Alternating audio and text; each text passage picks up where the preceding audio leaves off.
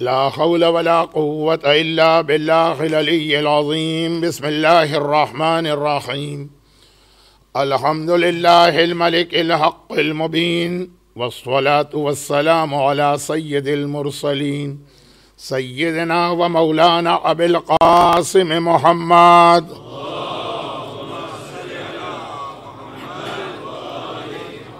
وآله الطيبين الطاهرين المعصومين المظلومين، سيما للإمام المنتظر والحجة الثاني عشر، اللهم عجل له الفرج ولعنة الله على أعدائهم أجمعين.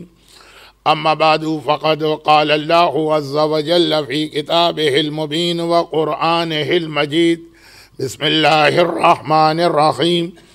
أحسب الناس أن يتركوا أن يقولوا آمنا وهم لا يفتنون. صلوات.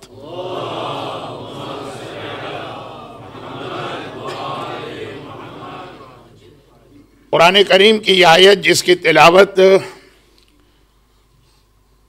عشرہ زینبیہ 1436 ہجرہ کی پہلی مجلس سے ہو رہی ہے، اور آج اس عشرے کی حد تک آج اس آیت کی تلاوت آخری مرتبہ کی گئی۔ یہ آیت 2014 کے بارے میں نازل نہیں ہوئی، یہ آیت 1436 ہجرہ کے بارے میں نازل نہیں ہوئی، یہ آیت اسلام کے بالکل شروع زمانے میں نازل ہوئی، بلکہ اللہ کے رسول ابھی مدینہ منورہ ہجرت کر کے بھی نہیں گئے ہیں مکے کے اندر، بلکہ مکے میں بھی شیب ابی طالب میں مسلمانوں کے جانے سے پہلے کی آیت ہے، اور اس وقت ایک پیغام دیا جا رہا کہ اے مسلمانوں، اللہ تمہیں ٹیسٹ کرے گا، تمہاری آزمائش کرے گا، تمہارا امتحان لے گا۔ اور یہ کہنے کے بعد پوری ہسٹری بھی بتائی، آدم سے لے کے پیغمبر تک۔ وَلَقَدْ فَتَنَّا الَّذِينَ مِن قَبْلِهِمْ۔ تو گویا سورہ عنکبوت کی یہ آیت ہر زمانے کے مومن کے لیے یہ پیغام تو بنی کہ جو ایمان تم نے اپنی زبان سے ان یقولو کہا نا قرآن نے، جو ایمان تمہاری زبان پہ آیا ہے تمہیں اسے پروف کرنا، ہر زمانے کے مومن۔ یہ تو آخری زمانہ، آخری زمانہ تو اور زیادہ مشکلات کا زمانہ، پوری ہیومن ہسٹری کا ٹفسٹ زمانہ آخری زمانہ۔ آخری زمانے کے مومن کا امتحان اتنا نہیں ہوگا جتنا پہلے زمانے کے مومن کا ہوا، اس سے زیادہ ہوگا۔ جب یہ آیت سورہ بقرہ کی اس آیت کے ساتھ ملا کے ہم پڑھتے ہیں، جو سورہ بقرہ کی آیت آپ شام غریبہ کی مجلس میں علماء سے سنتے ہیں، وَلَنَبْلُوَنَّكُمْ بِشَيْءٍ مِّنَ الْخَوْفِ وَالْجُوعِ وَنَقْصٍ مِّنَ الْأَمْوَالِ وَالْأَنفُسِ وَالثَّمَرَاتِ۔ تو یہ امتحان بھی جو اللہ نے اس آیت میں بیان کیا کہ جس کے آخر میں کلمہ استرجاع آیا، وَبَشِّرِ الصَّابِرِينَ الَّذِينَ إِذَا أَصَابَتْهُمْ مُصِیبَةٌ قَالُوا إِنَّا لِلَّهِ وَإِنَّا إِلَیْهِ رَاجِعُونَ۔ تو وہ جو 5 امتحان بتائے گئے، ہمارے اور آپ کے حساب سے تو اب کچھ باقی نہیں بچا، سبھی کچھ تو اللہ نے ہمارا امتحان لیا اور ٹیسٹ کیا ہمیں۔ بِشَیْءٍ مِّنَ الْخَوْفِ، خوف، دشمن کا خوف، جو رزق کا امتحان، نقص من الاموال، مال کی کمی، انفس، جس کے اندر علماء نے 2 چیزیں بیان کی ہیں، اور چونکہ ان میں سے پہلی چیز آخری زمانے میں بہت اہم بنے گی، وَنَقْصٍ مِّنَ الْأَمْوَالِ وَالْأَنفُسِ، جان کا امتحان اس حوالے سے بھی کہ جان دینا پڑے گی، اس حوالے سے بھی کہ نئی بیماریاں سامنے آئیں گی، صحت اور جان، یہ نقص من الاموال والانفس والثمرات۔ تو اب دیکھیں ساری چیزیں تو پہلے زمانے کے مومن کو بتا دی گئی، پہلا زمانہ، اول زمانہ، سارے امتحان تو اس وقت لے لیے گئے۔ پھر یہ کیوں روایتوں میں آیا ہے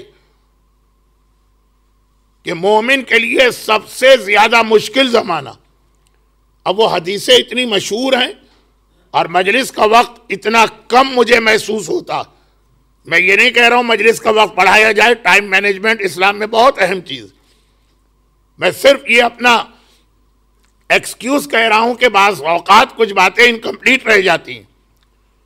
تو اب جو آخری زمانے کے لیے بہت مشہور حدیثیں کہ مثلا امام نے یہ فرمایا کہ اپنے ہاتھ میں آگ لے کے کھڑا ہونا آسان ہے، اپنے ایمان کو بچانا مشکل ہو رہا ہوگا.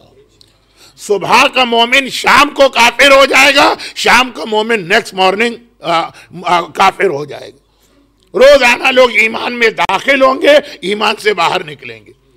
اور اس کے بعد جو مزید وضاحت آئی کہ مومن اگر کسی آئی لینڈ میں بھی جا کے بیٹھے جائے، کسی پہاڑ کی چوٹی پر، انڈیا اور پاکستان میں ہم ہوتے تو کہتے ماؤنٹ ایوریسٹ، اروشا میں ہوتے تو شاید کلمنجارو کہتے، تو بہرحال کسی پہاڑ کے اوپر بھی جا کے بیٹھے جائے، کسی آئی لینڈ میں بھی چلا جائے، کسی پتھر کے نیچے بھی جا کے چھپ جائے، تو وہاں بھی دشمن پہنچے گا اور اس کو نقصان پہنچائے گا.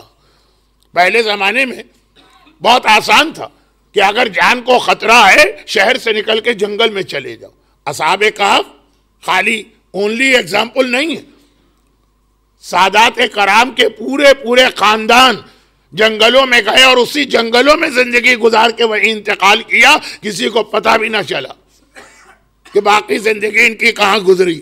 خاص طور پر جب منصور نے بغداد شہر کی وہ وال بنائی اور سید نوجوانوں کا خون، چنانچہ حکم امام سے یہ سادات مدینے کے محلہ بنی ہاشم سے نکلے، خالی مرد، عورتیں وہی محلہ بنی ہاشم ہے، تو غرض یہ کہ جنگل میں گئے جان بچ گئی، آئی لینڈ میں گئے جان بچ گئی.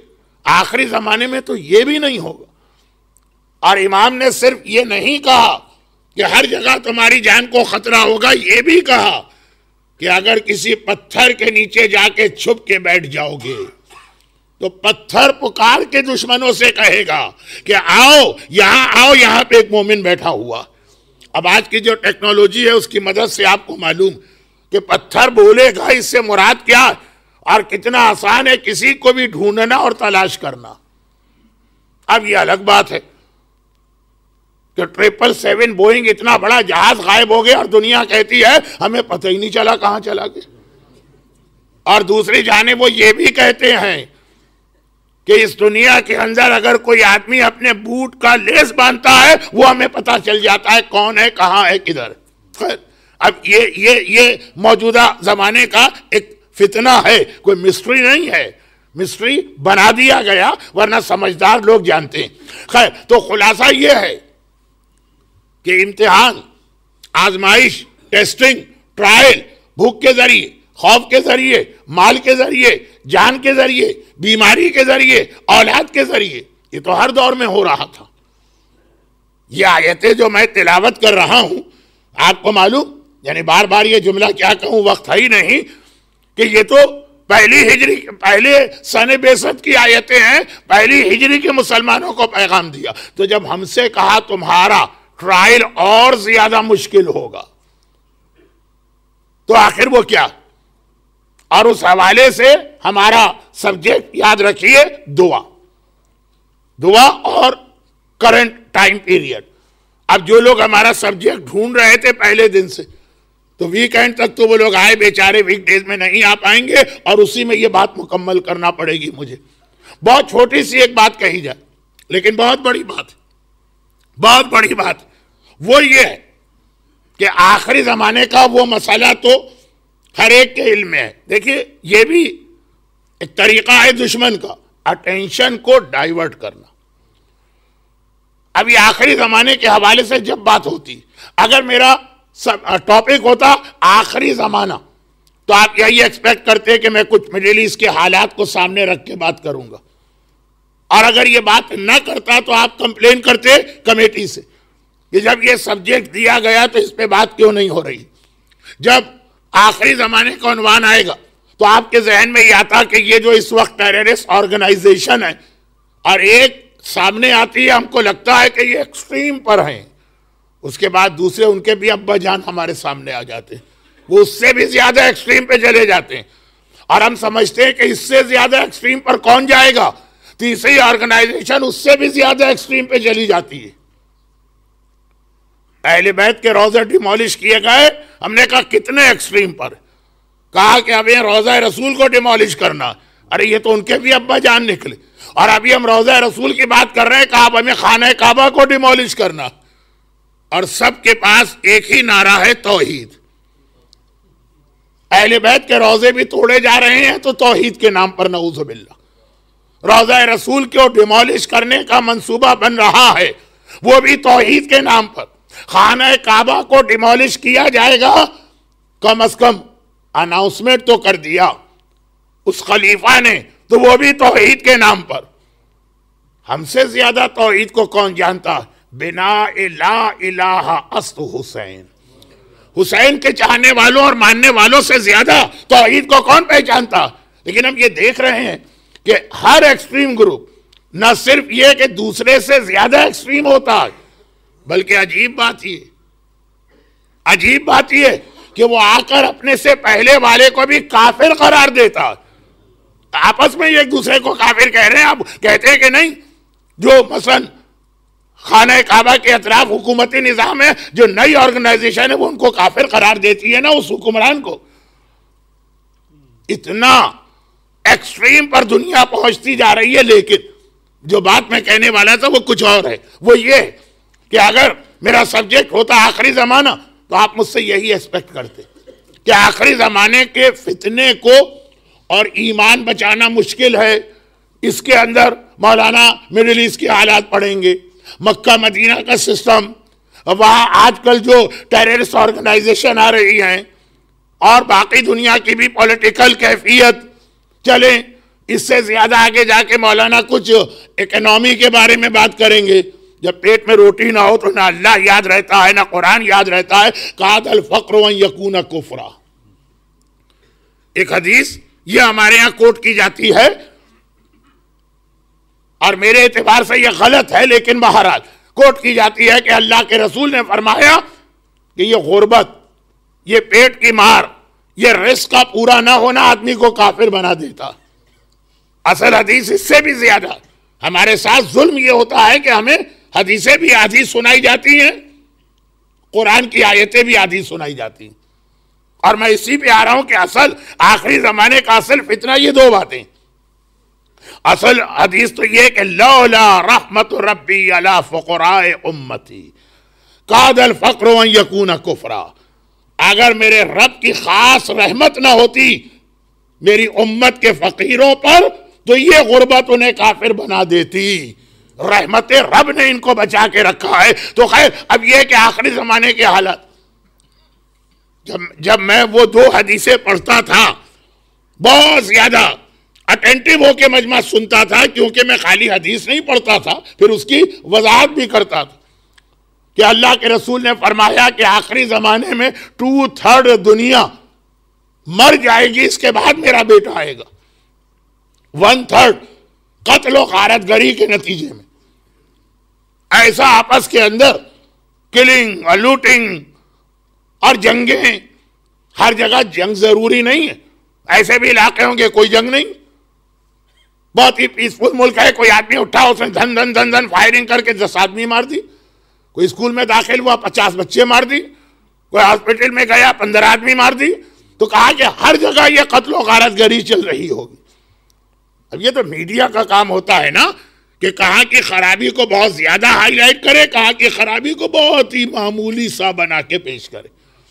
آخری زمانے کا ایک پرابلم یہ بھی ہوگا کہ آدمی اپنا کان رکھتا ہے لیکن خود نہیں سنتا، جو میڈیا سنا رہا ہے وہی سنتا، اپنی آنکھیں رکھتا ہوگا خود نہیں دیکھے گا، جو میڈیا دکھا رہا ہے وہی دیکھے گا، اپنا دماغ رکھتا ہے خود نہیں سوچے گا، جو میڈیا اس کو سوچنے پہ مجبور کر رہا ہے وہی اس کی تھنکنگ ہوگی۔ یہ بھی آخری زمانے کا ایک پرابلم ہے، لیکن یہ ساری چیزیں لوگ بہت شوق سے سنتے ہیں کہ 1/3 آبادی قتل کے نتیجے میں ماری جائے گی، 1/3 بھوک اور بیماری کے نتیجے میں مریں گے، اور یہ بھی ہم دیکھ رہے ہیں کہ ہر تھوڑے عرصے کے بعد ایک نئی بیماری آ جاتی. ابھی اس کا علاج نہیں ہوا یا بڑی مشکل سے ہوا, ایک دوسری بیماری آ گئی. جیسے ہمارے یہاں مڈل ایسٹ میں ایک ٹیررسٹ آرگنائزیشن ابھی سمجھنے بھی نہ پائی کہ اس سے بڑی ٹیررسٹ آرگنائزیشن آ گئی. باقی دنیا میں یہی حال وائرسز کا ہوگا. ابھی اس سے نکلے تو وہ, اس سے نکلے تو وہ, اس سے نکلے تو وہ, کریڈٹ کرنچ چلتے رہیں گے. تو اب یہ ہے کہ اتنا بڑھے گا یہ مسئلہ کہ 1/3 دنیا اور مرے گی. میں یہ چیزیں پڑھ نہیں رہا ہوں, میں کہہ رہا ہوں اسے لوگ بہت انٹرسٹ سے سنتے ہیں. اور پیغمبر کی وہ حدیث کہ آخری زمانے میں اگر کوئی پرندہ, یہ جو برڈز ہیں, یہ اگر 70 ڈیز مسلسل یہ فلائی کرتا رہے, 70 دن بغیر رکے, نان اسٹاپ. اب کیا اس سے مراد وہ واقعاً اللہ کا پیدا کیا ہوا پرندہ ہو کہ یہ 777 ہو, A380 بوئنگ جو بھی ہو, 70 ڈیز مسلسل نان اسٹاپ, تو اسے ایک بالشت زمین نظر نہیں آئے گی. بھئی کیوں نظر نہیں آئے گی؟ اچھا یہ بڑی عجیب حدیث ہے, مجھے نہیں پڑھنا پھر بھی پڑھ دیتا ہوں کیونکہ 1 منٹ کی ہے. یہ بڑی عجیب حدیث ہے. کہا گیا, پیغمبر نے فرمایا کہ میرے بیٹے کے ظاہر ہونے سے پہلے بھی یہ حالت ہوگی, ایک بالش زمین نظر نہیں آئے گی, اور میرے بیٹے کے آنے کے بعد بھی یہ حالت ہوگی. ایک عذاب خدا ہوگا, ایک رحمت خدا ہوگی. کبھی ایک ہی چیز عذاب بھی بنتی ہے, کبھی وہی چیز رحمت خدا بھی بنتی ہے. یہی بارش کچھ لوگوں کے لیے رحمت ہے تو کچھ لوگوں کے لیے عذاب. نہیں, سب سے بڑی اس کی مثال جو آپ زیارتوں میں پڑھتے ہیں نجف اشرف میں, السلام علیک یا نعمت اللہ علی الابرار و یا نقمت اللہ علی الفجار. مولا آپ کو سلام, آپ اللہ کی نعمت ہیں نیک لوگوں کے لیے, اور آپ ہی اللہ کا عذاب ہیں گناہگاروں کے لیے. گناہگاروں کے لیے علی سے بڑا عذاب خدا کوئی نہیں ہے, اور نیکوکاروں کے لیے علی سے بڑی نعمت کوئی نہیں ہے کہ الیوم اکملت لکم دینکم واتممت علیکم نعمتی. سب سے بڑی نعمت. درود بھیجے محمد والے محمد.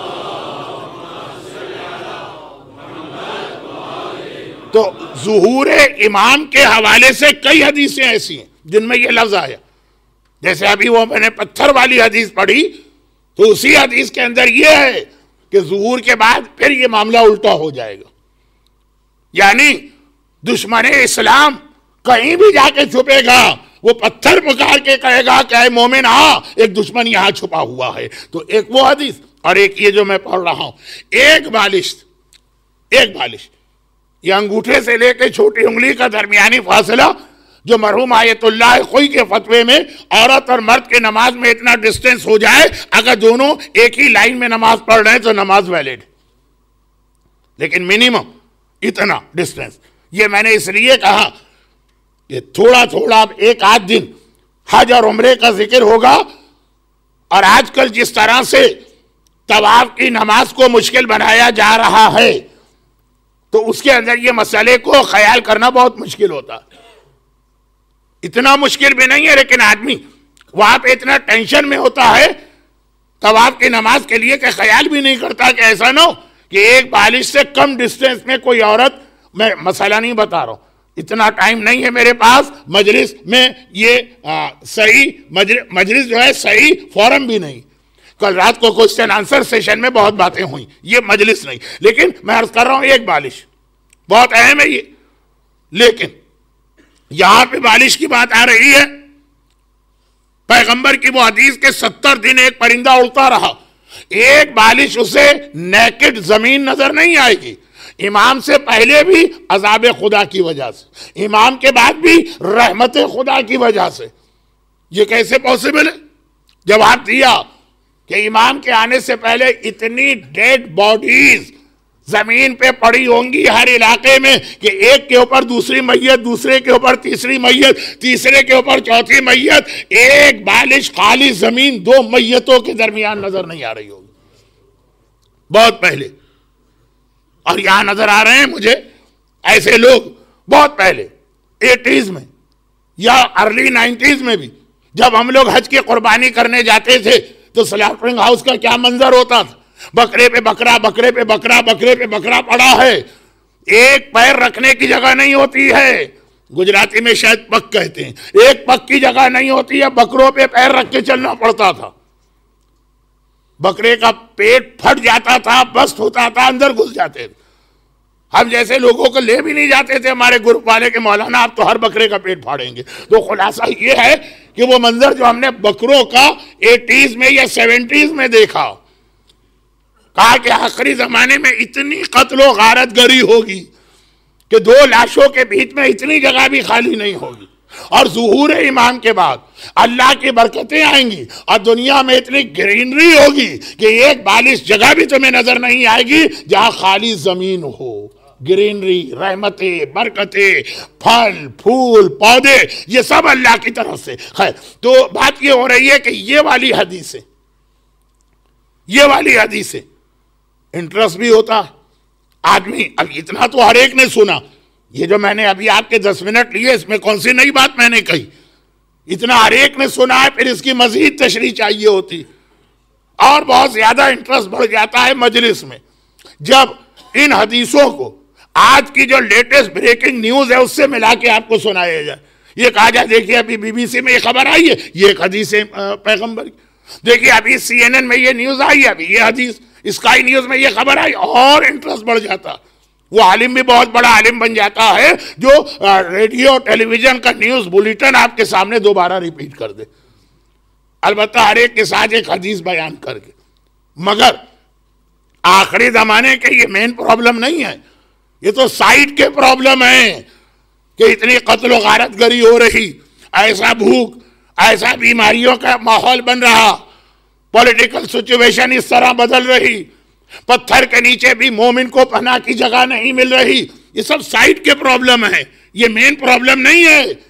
بلکہ اگر میں یہ کہوں کہ مین پرابلم سے ہماری اٹینشن ہٹانے کے لیے یہ چیزیں پیدا کی گئیں, جیسے آج کل معاویہ کی پولیٹکس کا ایک اور حصہ بہت اہم بنا دیا گیا, دعا اور موجودہ زمانہ.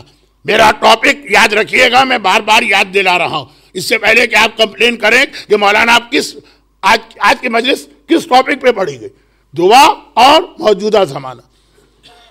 جیسے معاویہ کی پولیٹکس کا ایک بہت اہم حصہ تھا جو آج خاص طور پر ویسٹرن ورلڈ میں استعمال ہو رہا. ہمارے یہاں اتنی قتل و غارت گری ہو رہی ہے کراچی میں, کیا شہادتیں بند ہو گئیں؟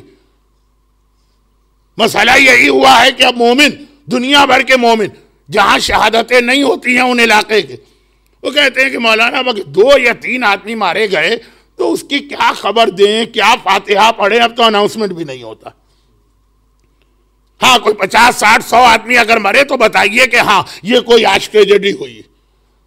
2 4 6 کی موت کو تو مومن بھی قابل توجہ نہیں سمجھتا, اگنور کر جاتا کہ کہاں تک فاتحہ پڑھے جائے. خالی فاتحہ پڑھنا, اس میں لوگ کہتے ہیں کہاں تک پڑھے جائیں, کچھ اور تو ہیلپ کر ہی نہیں پا رہے ہیں. تو خیر مسئلہ یہ ہے کہ شہادتیں ابھی بھی ہو رہی ہیں, اور اب تو بڑے کیلکولیٹڈ پیمانے پہ شہادتیں ہو رہی, بہت پلاننگ کے ساتھ شہادتیں ہو رہی, اور سارا اسلامی دنیا. لیکن جہاں یہ نہیں, اب ہمارے یہاں ہم انوالو ہو گئے ان شہادتوں میں, تو ہماری توجہ دوسری چیزوں سے ہٹ گئی ہے. یہی دشمن چاہتا کہ اصل اٹیک تو کہیں اور سے ہو رہا, اور یہاں پہ ایسا ماحول نہیں ہے. آپ کے گھر محفوظ, آپ کے بچے محفوظ, آپ کی فیملی محفوظ. تو وہاں پہ ایک طریقہ جو معاویہ کی پولیٹکس تھی, اسپورٹس کے اندر لوگوں کو انوالو کر دو, ان کو اس سے زیادہ انٹرسٹ ہو کہ آج جو ان کی بہت ہی فیوریٹ قسم کی ٹیم ہے, کوئی مانچسٹر یونائٹڈ ٹائپ کی, وہ ہار رہی ہے کہ جیت رہی ہے, کراچی میں کتنے ڈاکٹر شہید ہو گئے یہ چھوڑ دیں, اس کے لیے آدھا منٹ بھی نہیں ہے ہمارے پاس. اور فٹ بال کے گیم کے لیے ہمیں سارے کام روک کے جا کے وہاں بیٹھیں گے اور دیکھیں گے.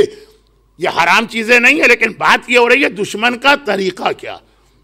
اب میں معاویہ کی پولیٹکس پڑھ نہیں سکتا اس لیے کہ ٹائم آج نہیں ہے میرے پاس. چھوٹا سا جملہ, مسجد کوفہ میں اب تو صاحبان ایمان کثرت کے ساتھ اس مسجد کی زیارت کر رہے ہیں, اور یہ حدیث سن کے زیارت کرتے ہیں کہ معصوم نے کہا جو خانہ کعبہ جاتا وہ اللہ کا حق ادا کرتا ہے کیونکہ کعبہ اللہ کا حرم ہے, اور جو مسجد النبوی میں جاتا وہ ہمارے جد رسول خدا کا حق ادا کرتا کیونکہ مسجد النبوی رسول خدا کا حرم، اور مسجد کوفہ میں آتا وہ ہمارا حق ادا کرتا ہے کیونکہ مسجد کوفہ ہمارا حرم ہے۔ دنیا کی تیسری اہم ترین مسجد سب لوگ جاتے ہیں، اور اب یہ آپ نے شاید نوٹس کیا ہو، یا اگر کسی گروپ میں کوئی زیادہ معلومات رکھنے والا ہو تو اس نے مینشن کیا ہو، یہ دیکھو یہ جو دروازہ ہے مسجد کوفہ کا مین انٹرنس، اس کا نام بدلا گیا ہے ابھی، باب فیل ہاتھی والا دروازہ چینج کر کے اب باب صوبان رکھا گیا، اژدہے والا دروازہ، اژدہا وہ پائٹن۔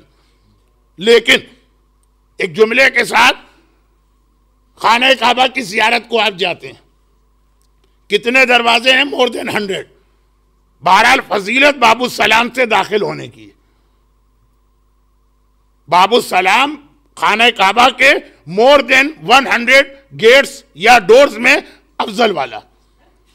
مسجد النبوی میں جاتے ہیں، ابھی تک 74 گیٹس ہیں مسجد النبوی کے، فضیلت باب جبرائیل سے داخل ہونے کی۔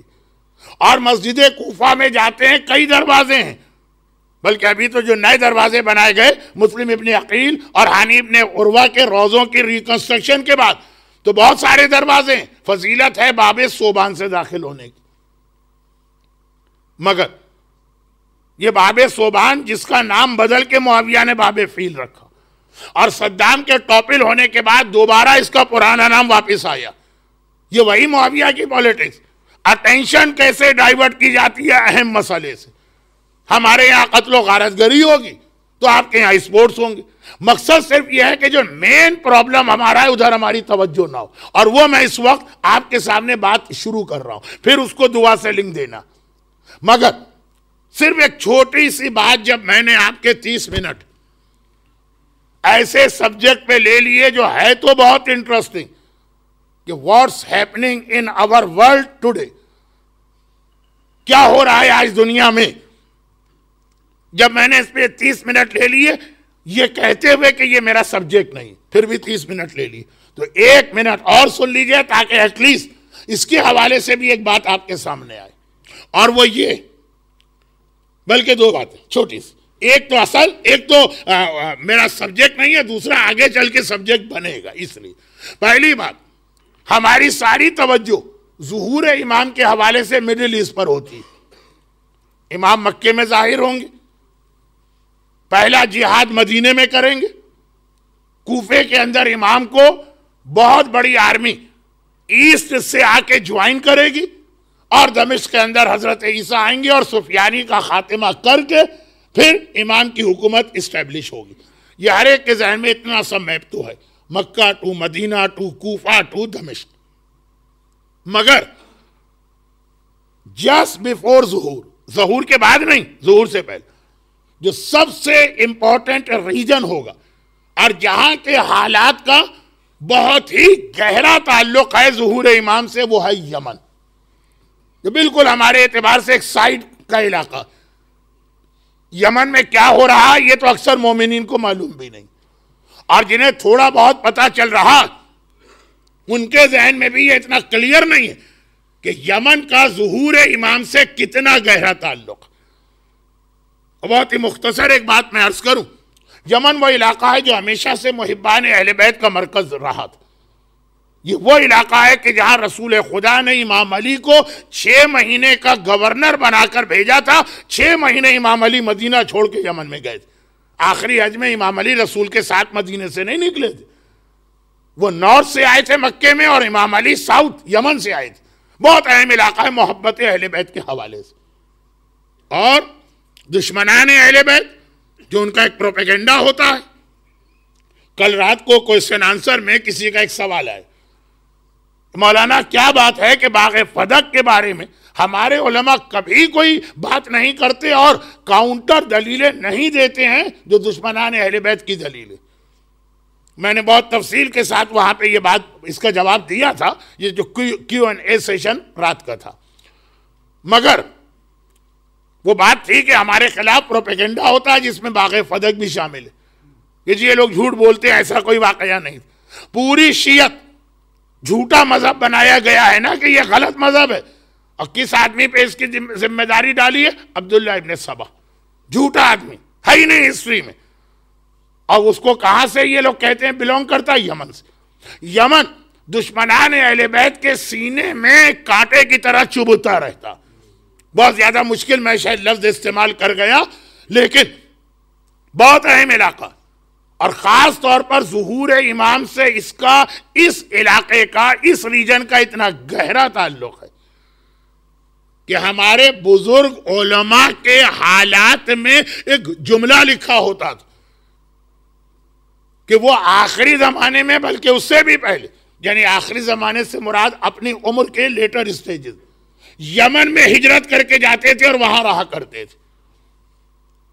کیونکہ یہ جملہ سنیے، کیونکہ یہ کنفرم ہے حدیثوں سے کہ سب سے پہلے جو آرمی امام زمانہ کو جوائن کرے گی وہ یمن والی ہوگی. یہ سید حسنی یا ایران والے یہ تو کوفے میں آ کے امام کو جوائن کریں گے. جب امام مکے سے مدینے کا جہاد کر لیں گے، مدینے سے کوفے کا جہاد کریں گے، تب یہ لوگ آئیں گے. ہر ایک کا رول اہم ہے، لیکن بات کہہ رہا ہوں کہ یمن پہلی آرمی. اور اگر آپ کے سامنے تھوڑا سا میپ ہو تو سمجھ میں بھی آئے گا کہ مکے سے نیئرسٹ جگہ یمن ہی. تو یمن، اور بہت کچھ ہو رہا ہے یمن، بہت کچھ ہو رہا ہے اس وقت یمن.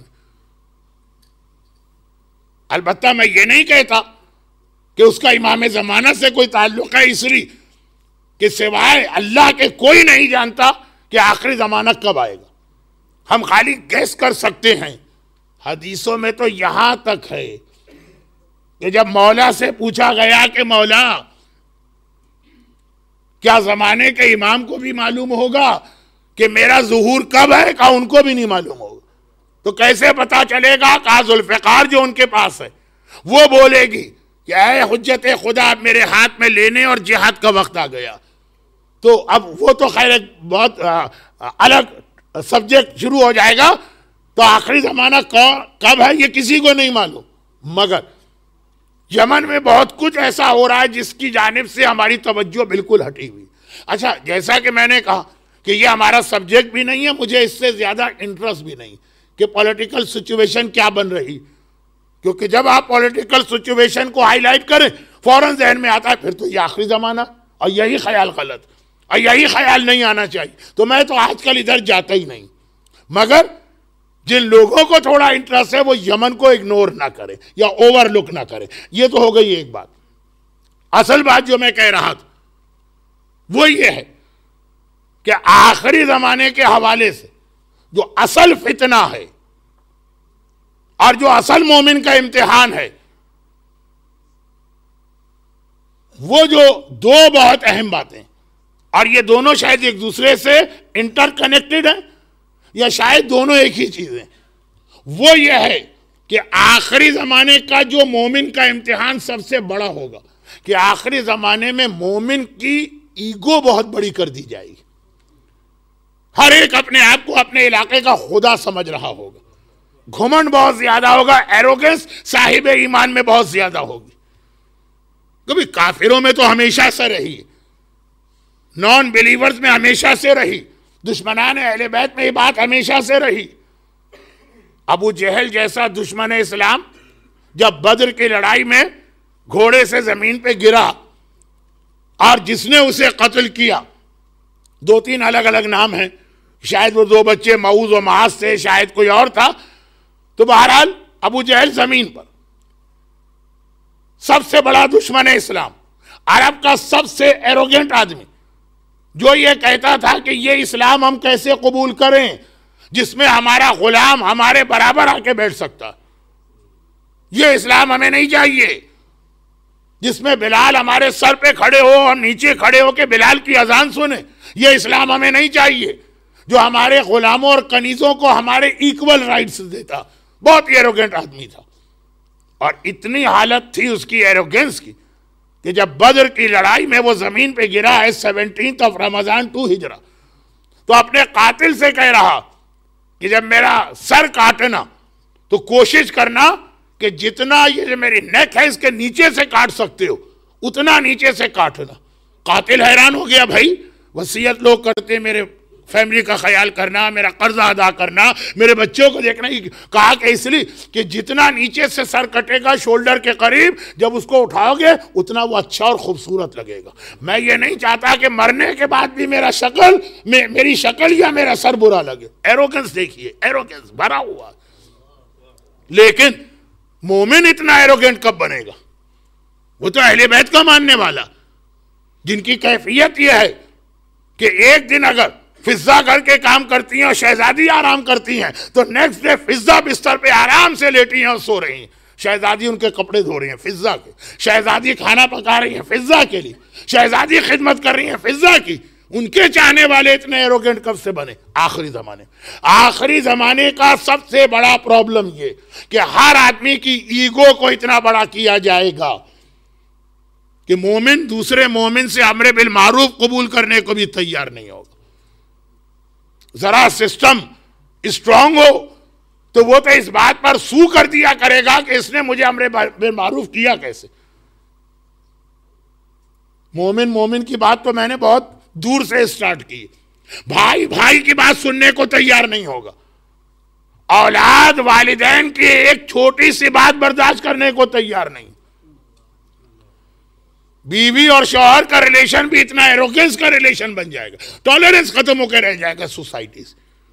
اور یہ عجیب بات یہ کہ دنیا کے وہ ممالک جو بڑے فخر کے ساتھ کہتے ہیں کہ ہماری سوسائٹی میں بہت ہی زیادہ ٹالرنس ہے، یہ وہاں کے رہنے والے مومنوں کی حالت ہوگی. ہم غریب غربا تھرڈ ورلڈ کنٹریز میں پھر بھی ٹالرنس ہوگا. ایٹ لیسٹ اولاد والدین کی رسپیکٹ کرے گی، چاہے ان کی بات پہ عمل کرے کہ نہ کرے. یہاں تو والدین آدھی بات بھی کہیں گے تو کیسا سخت جواب اس کا بیٹا یا بیٹی دے گی. شوہر اور بیوی کی بات تو نہیں کرنا ہے، میرے اوپر سو ہو جائے گا. لیکن مسئلہ یہ ہے کہ اتنا زیادہ ایروگنس ہوگا. اور پھر وہ اسٹیج تو آ ہی جائے گا جسے آج کی مجلس میں نہیں لانا چاہ رہا ہوں تو بہت ہی سائڈ سے ہوتے ہوئے آگے نکل رہا ہوں. وہ اسٹیج آئے گا کہ امام جماعت جمعے کا خطبہ نہیں دے پائے گا. ہر جملے پہ مجمع میں سے ہر آدمی کہے گا یہ میری توہین ہوئی ہے، میری بے عزتی ہوئی، اس پہ میں سو کروں گا، اس پہ میں یہ کروں گا. اور جب یہ امام جماعت تو اس کے بعد ممبر والے ہم جیسے اسٹوڈنٹ آ جاتے. مجلس کا ایک ایک جملہ جو ہے وہ اس نیت کے ساتھ سنا جائے گا کہ اس کے اندر کون سا ایسا لفظ پکڑا جائے کہ یہ ثابت کیا جائے یہ ہماری توہین کی ہے. اور آخری اسٹیج پھر وہی مرجعیت کا آئے گا. اب میں اس پہ آنا نہیں چاہ رہا تھا مرجع پر آج، اس لیے کہ 3-4 دن باتیں ہو گئیں، اور میں اس لیے بھی ذرا سی اپنی مسٹیک سمجھ رہا ہوں کہ جو مجمع میرے سامنے آتا ہے پہلے دن سے مجھے پتا یہ سارے مراجع سے محبت کرنے والے ہیں، مراجع کی عظمت کو ماننے والے. ان کے لیے یہ پرابلم نہیں ہے. جن کے لیے پرابلم ہے وہ یا تو میری لینگویج نہیں سمجھتے، اور اگر سمجھ بھی لیں گے تو مجھے کچھ زیادہ ہی سمجھتے ہیں. ان کو معلوم ہے کہ یہ تو اسی ٹاپک پہ بات کریں گے، آنے کی ضرورت نہیں. لیکن یہ سارے کے سارے پرابلم ہم دنیا میں جہاں بھی جاتے ہیں، بہت سارے لوگ صرف یہ خیال کر کے کہ بھئی یہ ایک وزیٹر ہیں، یعنی میں اپنی بات نہیں کر رہا، ہم جیسے جتنے بھی مجلس پڑھنے والے ہیں جو وہاں سیٹل نہیں ہیں، تو لوگ اپنے پرسنل پرابلم لے کے آتے ہیں جو بعض اوقات ریزیڈنس عالم سے بھی لوگ شیئر نہیں کرتے. ذرا ایک ایمبریسمنٹ فیل کرتا ہے آدمی تو پتہ چلتا کہ باپ اور بیٹے کا ریلیشن، ماں اور اولاد کا ریلیشن، شوہر اور بیوی کا ریلیشن، بھائی اور بھائی کا ریلیشن، اور پھر کمیونٹی اور عالم کا ریلیشن، پھر مقلد اور مرجع کا ریلیشن. اور یہ سارا پرابلم آ رہا ہے وہی ایروگنس جو ایگو بڑے ہونے کی وجہ سے.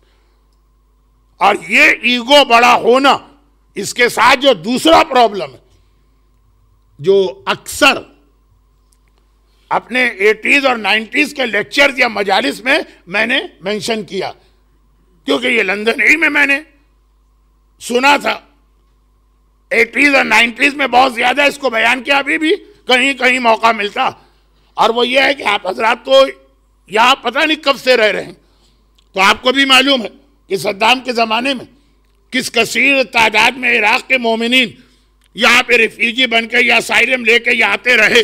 یہی ایک جگہ تھی اس زمانے میں پروٹیکشن والی، اور اس میں ہر قسم کے لوگ تھے. شہید مہدی الحکیم جیسا عظیم عالم بھی تھا.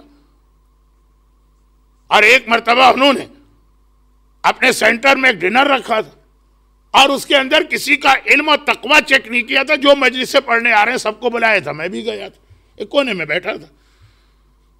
تو کتنے ہی ایسے لوگ ہیں جو شروع میں صدام کے سسٹم میں صدام کے ساتھ تھے, پھر بعد میں جیسے جیسے ٹائم گزرا اس کو بھی اللہ نے کوارٹر آف اے سینچری 25 سال سے زیادہ اقتدار دیا. اور الملک حقیم, ہمیشہ سے جس کو پاور ملتی ہے طریقہ یہ ہے کہ جس کے ہاتھ میں پاور آ جائے اس کا پھر کسی سے کوئی رشتہ نہیں رہتا, ہر ایک کو یوز کرتا ہے, ٹیشو کی طرح یوز کرنے کے بعد پھینک دیتا. جب داماد تک کے ساتھ اس کا اتنا بڑا اختلاف ہوا تو خلاصہ یہ ہے کہ وہ لوگ جو پہلے اس کے قریب تھے دور ہو گئے. اب ان میں جو سمجھدار تھے انہوں نے جج کر لی کہ اگر کچھ اور سے اور رہے تو ہم بھی مارے جائیں گے, اگرچہ ہم آج اس کا رائٹ ہینڈ ہیں. وہ نکل آتے. ان میں سے کچھ لوگ اس دعوت میں مجھے ملے, اور یہ بہت میرے خیال میں یہ لیٹ 90s کی بات, لیٹ 70s کی بات, یہ بہت ہی ارلی 80s. تو ایک سوال جو ہمیشہ سے ہمارے ذہن میں تھا, اب اس وقت میڈیا بھی اتنا اسٹرانگ نہیں تھا اور کمیونیکیشن بھی اتنا نہیں ہوتا تھا. اب آج کل تو ہمارا بچہ یہاں بیٹھے بیٹھے گوگل کے سرچ انجن میں ہر چیز ڈھونڈ سکتا ہے. میں نے یہ پوچھا کہ عراق میں میجورٹی جو ہے وہ شیعوں کی, اور آج اس کی وجہ سے کتنا دشمنان اہل بیت تڑپ رہے ہیں. اور ایک جملہ جو دشمنان اہل بیت کی زبان پہ آج کل آتا کہ نان عرب ملک, آج عرب دنیا میں اس طرح انٹر ہو گئے. سیریا میں اس کی بات چلے, لبنان میں اس کی بات چلے, عراق میں اس کی بات چلے, یمن میں اس کی بات چلے, یہ پکے پکے عرب علاقے. خیر یہ جملہ جو ہے نا بہت بڑا جملہ, بیان کرنے کا وقت بھی نہیں ہے اور شاید یہ صحیح فورم بھی نہیں ہے. ممبر پہ یہ اتنا اوپنلی یہ باتیں نہیں آنی چاہیے.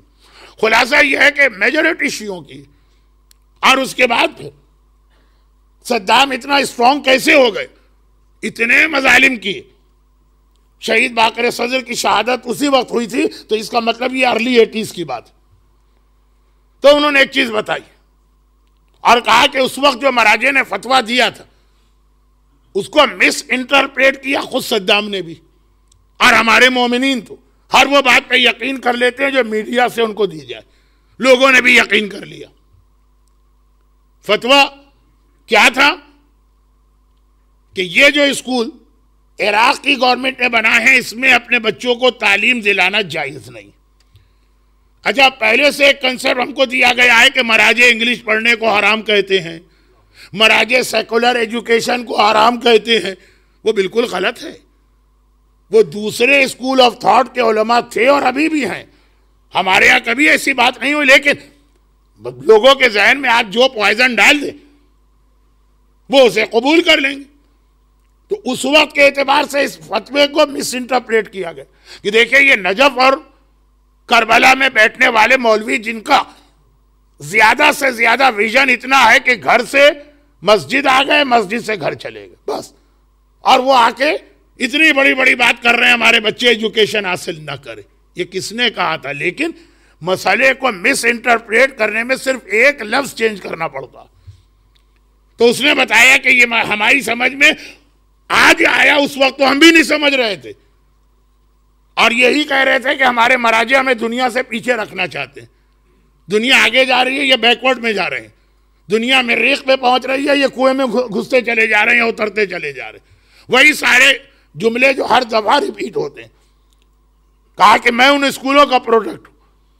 یہ جو ایک سوال ہے کہ آخر شیعہ جس ملک میں میجورٹی میں ہوں وہاں پہ اس طرح سے صدام آ کے اتنا اسٹرانگ کیسے ہوا؟ کہا کہ اس نے کہا میں چھوٹی سی بات بتاتا ہوں, پوری زندگی کے حالات تو کیا بتا. یہ ہے آج کا سیکنڈ پرابلم. اب صدام کے اسکولوں کی ضرورت نہیں, ساری دنیا میں یہ سسٹم بنایا گیا. وہ کیا ہے سیکنڈ پرابلم کا؟ وہ یہ کہ اب عراق وہاں غربت بھی رہی اور ابھی اسٹل غربت ہے. اور صدام کے زمانے میں تو جتنے بھی اس کے natural resources especially oil and gas, یہ سب صدام کے محل میں استعمال ہو رہا ہے. گولڈ کے ٹیپ ہوں گے اور یہ اور وہ, تو لوگ تو غریب تھے بہت زیادہ.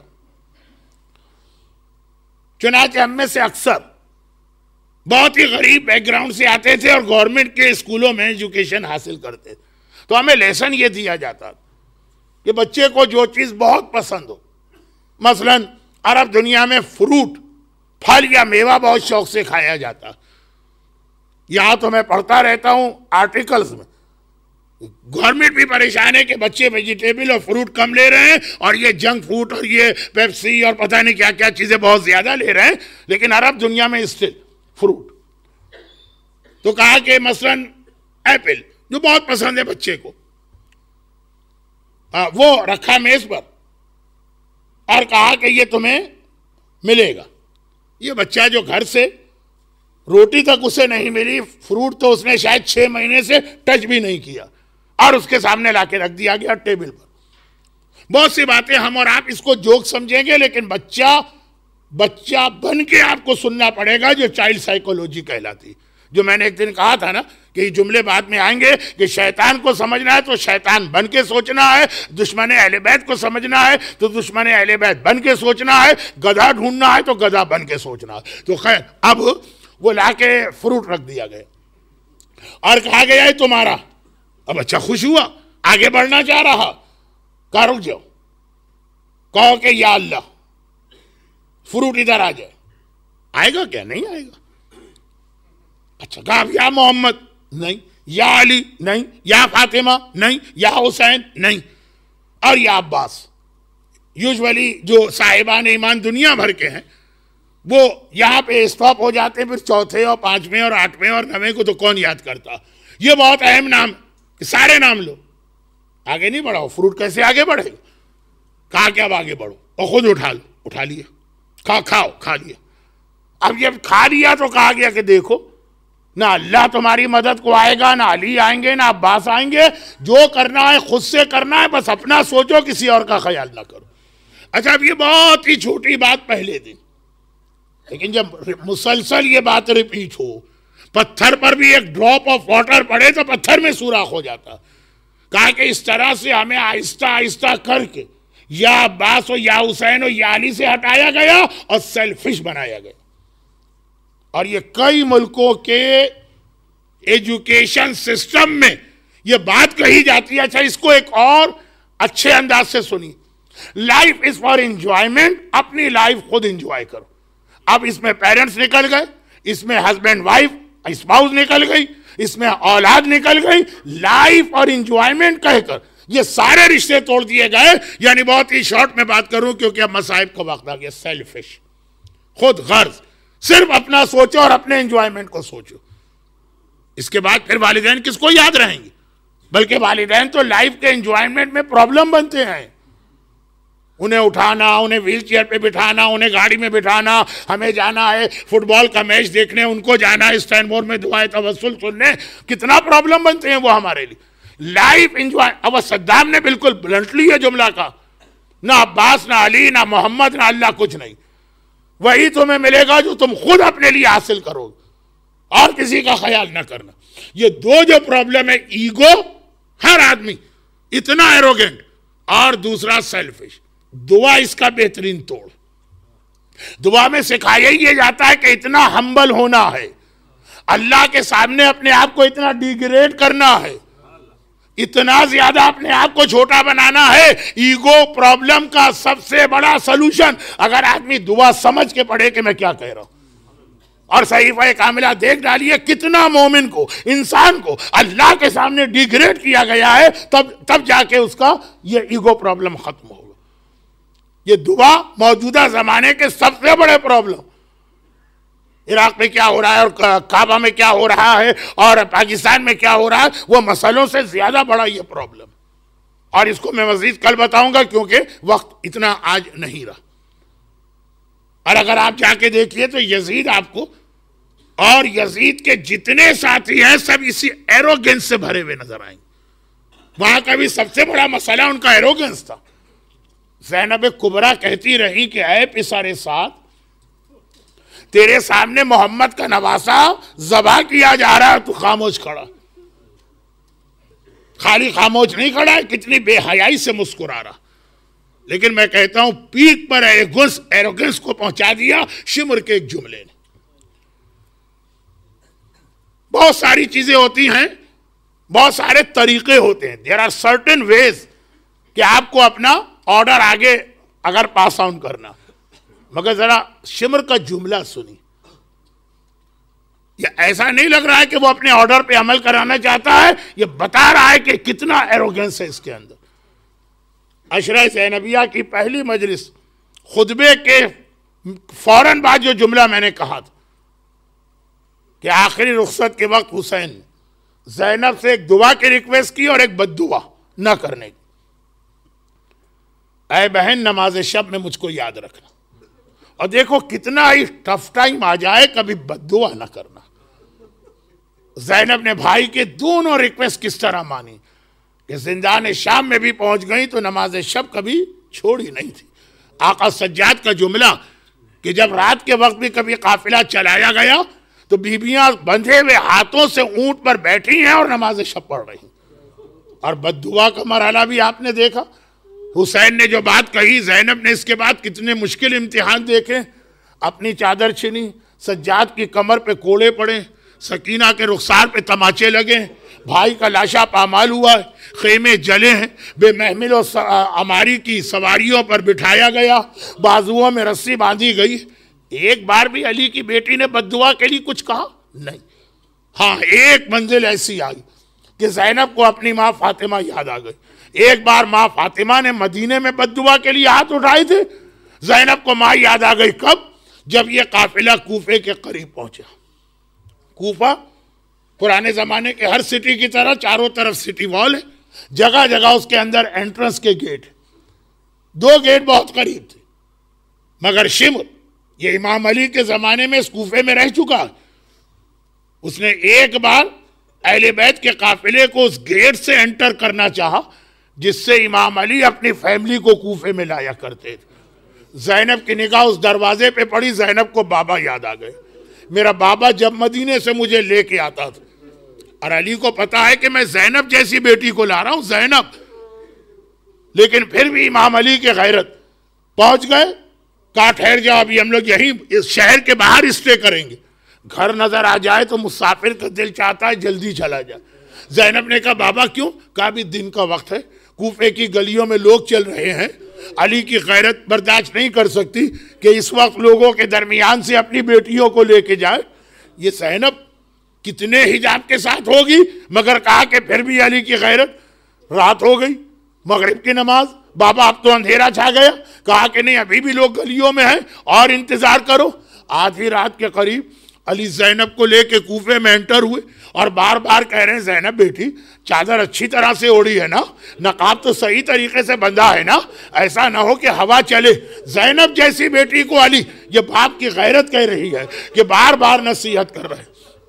زینب نے دروازہ دیکھا, زینب کو بابا یاد آ گیا. یہی دروازہ تو تھا جس سے میرے بابا میرے حجاب کا کتنا خیال کرتے ہوئے مجھے لے جاتا تھا. ایک مرتبہ کہا شمر ہمیں کسی اور دروازے سے لے جا. ارے قریب میں ہی دوسرا دروازہ ہے, وہاں سے لے جا. شمر کو نہیں لے جانا تھا, بہت طریقے تھے. اتنا کہہ سکتا تھا کہ زینب ہم نے سارا انتظام یہاں پہ کیا ہے, اب ارینجمنٹ چینج نہیں ہو سکتے. کیا کہا, ذرا ایروگنس دیکھیے. شمر کہتا اے زینب کیا آج بھی اپنے آپ کو شہزادی سمجھ رہی ہو؟ ہماری قیدی ہو, ہم آرڈر دیں گے تمہیں ہمارا آرڈر ماننا پڑے گا. علی کی غیرت مند بیٹی کو ایک مرتبہ جلال آ گیا. ہاتھوں کو جوڑا, چاروں طرف بیویوں کو دیکھا. اے سیدانیوں اور بیویوں, یہ مجھے مجبور سمجھ رہا ہے. ابھی میں اس کو دکھاتی ہوں زینب کی طاقت کیا ہے. میں بد دعا کرتی ہوں تو سب مل کے آمین کہنا. یہ کہہ کے زینب نے آسمان کو دیکھنا چاہا, مگر آسمان سے پہلے نوکے نیزہ پر بوڑھے بھائی کا کٹا سر نظر آ گیا. دیکھا حسین کی آنکھوں سے آنسو جاری. گھبرا گئی زینب. بھیا تو کسی مصیبت میں نہیں رویا, اس وقت کیا یاد آ رہا؟ عباس یاد آ رہے, اکبر یاد آ رہا, اصغر یاد آ رہا. کٹے ہوئے سر سے آواز آئی, زینب مجھے اپنا مشن اور مقصد یاد آ رہا جس پر میں نے سب کو قربان کیا. بد دعا نہ کرنا, جس طرح شمر کہتا ہے اسی طرح آگے بڑھ جا. بس ایک بار ایک بار زینب نے ہاتھ نیچے کیے، بیویوں کو دیکھا، اے رقیہ، اے کلثوم، اے سکینہ، اے لیلا، اے رباب، میں بد دعا نہیں کرتی ہوں، میرا بھائی منع کر رہا، مگر ہاں انٹر ہوتے ہوتے مڑ کے نجف کو دیکھا، آواز دی بابا یا علی مدد، اپنی زینب کی مدد کو آئیے، دن کی روشنی میں نامحرموں کے درمیان بے مقنع و چادر کے جانا پڑ رہا۔ اجرکم اللہ، پروردگارہ شریکت الحسین، عقیلہ بنی ہاشم، ام المصائب، زینب کبریٰ کے ان مصائب کا واسطہ جو صاحبان ایمان اور مومنات آج کی مجلس میں، ان کو، ان کے گھروں کو، ان کے گھر والوں کو، ان کی روزی کے ذرائع کو، ان کی اولادوں کو ہر پریشانی اور مصیبت سے محفوظ فرما، ان کے گریے کا واسطہ ان کی ساری حاجتیں قبول فرما، دنیا بھر کے صاحبان ایمان کی حفاظت فرما۔ خداوندہ خاص طور پر ہمارے محترم زائرین کرام جو کربلا گئے ہیں، خیر و عافیت سے زیارت مکمل کر کے اپنے اپنے گھروں تک آنے کی توفیق عطا فرما۔ ہمارے تمام مرحومین، خصوصاً جن مرحوم کا انتقال حال میں ہوا، اعلی علیین میں اہل بیت سے ملق فرما، بیماروں کو شفاء کاملہ عطا فرما، ظہور امام زمانہ میں تعجیل فرما۔